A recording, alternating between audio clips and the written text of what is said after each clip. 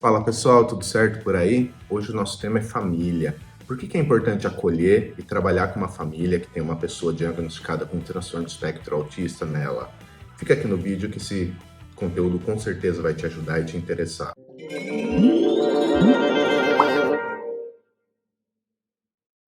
Bom, imagina o seguinte, né? Você fica sabendo que você está gestante, você pai, você mãe, ficam sabendo que vai chegar um bebezinho na família. E aí começa toda aquela coisa, né? Meu filho vai ser jogador de futebol, ele vai torcer pro Corinthians, ele vai casar, ele vai ter filho, eu vou ser avô, eu vou ser isso, eu vou ser aquilo, meu filho vai ser isso, meu filho vai ser aquilo. Ou seja, cria-se toda uma história, toda uma perspectiva de vida para aquele serzinho que é desse tamaninho ainda, que nem existe ainda direito, mas que está ali, né? Que começa a crescer, começa a se multiplicar as células e começa a se transformar em um ser humano. Eis que chega o grande dia e ele nasce, ou ela, né? Nasce. E você vê, tem duas mãozinhas perfeitinhas, dois pezinhos, dois olhinhos, um narizinho, uma boquinha, duas orelhinhas, tudo perfeitinho, tudo bonitinho. E começa ali todo aquele processo que para quem é pai e quem é mãe sabe, complicado dos primeiros dias, os primeiros meses, o primeiro semestre, começa a alimentação, ele começa a rejeitar um pouco a alimentação, mas está tudo bem, vai indo e a gente está tudo bem com isso. O médico fala, não, é assim mesmo, insiste. Aí passa o segundo semestre e você percebe, pô, ele tá demorando um pouquinho para andar, mas andou. Aí chega o terceiro semestre, pô, demorou para falar e aí a escola chega e fala, olha, seria interessante, ou a creche, né?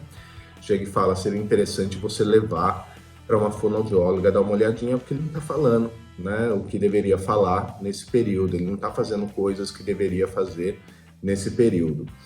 E aí você chega nessa fonoaudióloga, ela avalia e ela fala, olha, seria interessante, papai e mamãe, você levar lá para um neuropediatra, uma neuropediatra, para avaliar, para ver o que está acontecendo. Você conversa com o seu pediatra, normalmente o pediatra vai falar para você, não, fica tranquilo, que com o tempo dele ele vai fazer as coisas ou ela vai fazer as coisas. Mas você é um pai e uma mãe que ficou assustado com o que a fono falou e leva na neuropediatra. Aí a neuropediatra leva você até um psicólogo, né? Ela fala, olha, vai no psicólogo que vai fazer uma avaliação no seu filho. E esse psicólogo, depois de um processo, ele chega e fala, olha, seu filho preenche critérios diagnósticos para transtorno do espectro autista. Aí, bum, né? Aquela explosão, você leva o relatório, o laudo do psicólogo lá na neuropediatra, a neuropediatra fala, olha, de fato, o psicólogo tinha razão, seu filho preenche critérios para transtorno do espectro autista. O que acontece aí nesse momento, pessoal? Lembra que eu falei que se cria todo um futuro, todo um planejamento para essa criança, para esse ser, né? O que é que vai acontecer com esse ser no futuro? E de repente vem a história do autismo. E querendo ou não, por mais que a tecnologia de ensino avançou e tudo mais, a primeira ideia que vem é como uma mãe falou para mim quando eu fiz meu doutorado, né, nas entrevistas, que falou, olha, a sensação foi como se tivesse um aborto, né? Parece muito apelativo isso que eu estou falando, mas não é, né? Porque a ideia do autismo é uma ideia na qual se perde todo aquele sonho projetado, né? Essa é a ideia. Só que não é bem assim, né? O que acontece é o que um autor chamado Ernest Bush coloca, é que nós temos o valor visado, nós temos aquilo que a gente projeta e nós temos aquilo que acontece na realidade.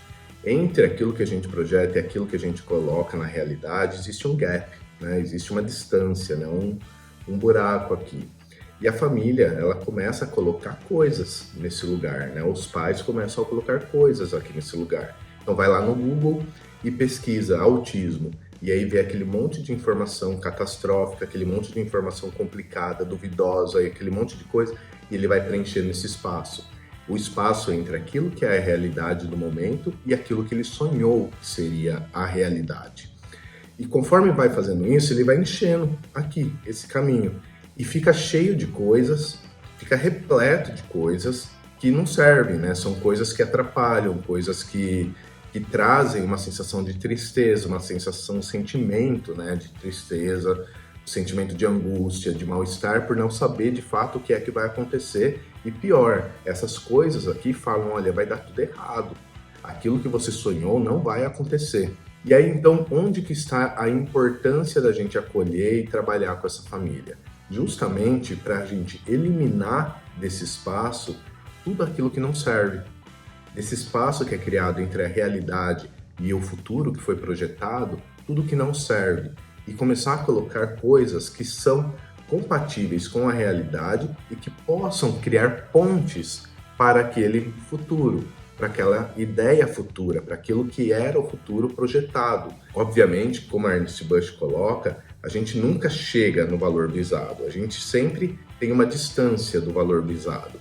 Mas esta aproximação ela é feita através de informações coerentes, através de um acolhimento coerente, através de um lidar com o sentimento de um modo coerente, de modo que crie pontes, não para chegar exatamente naquilo que foi planejado, naquilo que foi pensado, naquilo que foi expectado, mas sim para que se crie possibilidades de chegar em algo próximo, que normalmente a gente vai trabalhar em terapia, em acolhimento, que aquilo que a gente tem que alcançar para o nosso filho é o bem-estar, é a qualidade de vida e principalmente que ele ou ela tenha independência e autonomia. Então a importância de se trabalhar a família não está somente em eles serem multiplicadores de um projeto de intervenção, não, mas para que a gente possa preencher essa lacuna entre o que foi esperado e entre o que é a realidade de um modo coerente, de um modo assertivo, para que essa família não sofra